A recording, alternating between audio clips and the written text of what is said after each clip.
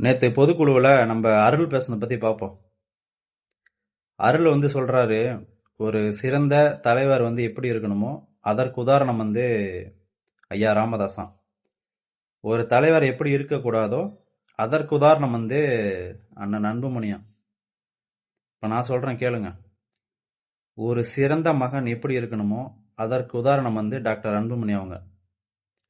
ஒரு தந்தை எப்படி இருக்கக்கூடாதோ அதற்கு உதாரணம் ஐயா ராமதாஸ் அவங்க. ஏன்னு சொல்றேன் கேளுங்க. குடும்பம்னா அப்படிதான் இருக்கும், சரியா? அந்த குடும்பத்தை ஒழுங்கா கொண்டு போக முடியாம, ஒழுங்கா அந்த குடும்பத்தை பார்த்துக்க முடியாம இந்த பிரச்சனைய பொதுவெளி கொண்டு வந்தது யாரு? ஃபர்ஸ்ட் அன்புமணியா இல்ல ஐயாவா? ஐயாவை தொடர்ந்து நீ உட்பட, ஜி.கே. மணி உட்பட அத்தனை பேரும் இன்னைக்கு வரைக்கும் அன்புமணியை அவ்வளவு கேவலப்படுத்துறீங்க, அவ்வளவு இழிவுபடுத்துறீங்க.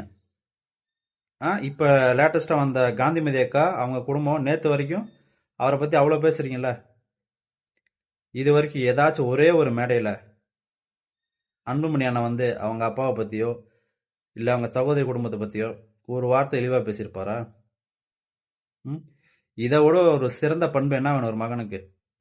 அவர் அதை பண்ணாரு, இதை பண்ணாரு, சாதனை பண்ணாரு, அது 1000 இருக்கட்டும். ஒரு குடும்பத்துல ஒரு பையன் எப்படி இருக்கணுமோ அதற்கு உதாரணம் யாருன்னா அண்ணன் அன்புமணி. 2வது பாயிண்ட்டுக்கு வருவோம். மன உளைச்சலுக்கு ஆளாக்கிட்டாங்களாம். 10 மாசம் சுமந்து பெத்தெடுத்த அப்பாவை மன உளைச்சலுக்கு ஆளாக்கிட்டாரு அன்புமணி. நீ சொல்றல, என்ன பண்ணிட்டாரு? படிக்கிற வயசுல படிக்காம ஊர் சுத்திட்டு தண்ணி அடிச்சுட்டு கஞ்சா அடிச்சு சுத்திட்டு இருந்தாரா? இல்ல இப்ப சின்ன வீடு செட் பண்ணிக்கிட்டு இந்த அவங்க அப்பாவையோ குடும்பத்தையும் அசிங்கப்படுத்திட்டாரா? என்ன பண்ணாரு? ஒண்ணுமே கிடையாது. நீங்களா நினைச்சுக்கிறீங்க. அன்புமணி அன்புமணி கூட சௌமியா அன்புமணி சப்போர்ட் பண்றதும் அவங்க மகள்கள் சப்போர்ட் பண்றதும் உங்களுக்கு எல்லாம் வைத்தறிச்சல். அதனால இப்படி ஒரு குற்றச்சாட்டை வைக்கிறீங்க. என்ன மன உளைச்சல் கொடுக்குறாங்க? நீங்களும் உங்க கூட்டம் ஐயாவுக்கு தொடர்ந்து மன உளைச்சல் கொடுத்துட்டு இருக்கீங்க, சரியா? அவர் ஏதோ அமைதியா இருக்காரு, அது வரைக்கும் நீங்க கொஞ்சம் தப்பிச்சிட்டு இருக்கீங்க, அவ்வளவுதான், சரியா? அடுத்ததுக்கு வருவோம். சொல்றாரு, ராஜ்யசபா பதவி கொடுத்தாங்க, என்னது மந்திரி ஆக்குனாங்க, அவ்வளவு பதவி கொடுத்தாங்க. உலகத்துல எந்த ஒரு அப்பனுமே பண்ணாத ராமதாஸ் பண்ணிட்டாரு. கேக்குறான். எந்த ஒரு அரசியல் கட்சி தலைவரும் தன்னோட பையனுக்கு என்ன அமைச்சராவோ ராஜ்யசபாவோ எதுவுமே கொடுத்தது கிடையாதா? யாருமே டாக்டர் படிச்சு வச்சு கிடையாதா? தமிழ்நாட்டு அரசியல் களத்திலேயே அத்தனை எடுத்துக்காட்டுகள் இருக்காங்க. எதை இவர் மட்டும் தான் பண்ற மாதிரி சீன் போட்டிருக்கீங்க? நீங்க சொல்லுங்க பாப்பா. எந்த ஒரு தலைவருமே தன்னோட மகனுக்கு இதெல்லாம் பண்ணதே கிடையாதா?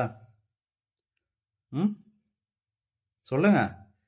எந்த தலைவர் தன்னோட மகனை தூக்கி போட்டு மகளுக்கு அதிகாரத்தை கொடுத்தாங்க? அதை சொல்லுங்க பாப்போம். சொல்லுங்க பாப்போம். இன்னொரு பாயிண்ட்டுக்கு வருவோம்.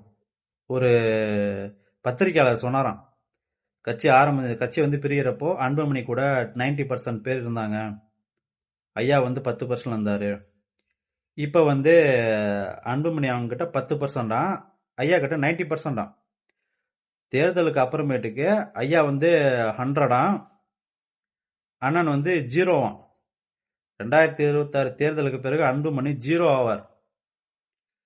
அவர் 0 ஆவறாரா ஹீரோ ஆவறான்னு தேர்தலுக்கு அப்புறம் பாத்துக்கலாம் சார். என்ன நீங்க ஏன் அப்படி கூவுறீங்க? நீங்க எல்லாம் நல்லா நோட் பண்ணீங்களான்னு தெரியல.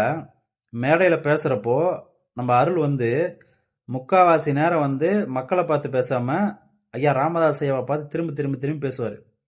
திரும்பி பார்த்து பேசிட்டு இருப்பாரு. அது ஏன் தெரியுமா? அவருக்கு ஒரு விஷயத்த ஆணித்தனமா சொல்லி அது உண்மைன்னு நம்ப வைக்கிறாங்க. அவரை பார்த்து பேசுறப்ப ஐயோ நமக்காக அருள் இவ்வளவு பேசுறாப்புலையே, உண்மையாலுமே நம்ம இந்த வன்னியர் சமூகமும் இந்த பாட்டாளி மக்கள் இருக்க கட்சி எல்லாமே நம்ம பின்னாடி இருக்கு போல அப்படின்ட்டு ஒரு பிம்பத்தை இவங்க இது பண்றாங்க. எந்த ஒரு காரணத்தை கொண்டும் அப்பாவும் பையனும் சேர்ந்துடவே கூடாதுன்னு முடிவு பண்ணி செயல்பட்டு இருக்க 3 பேர்ல நீங்களும் ஒரு ஆள்.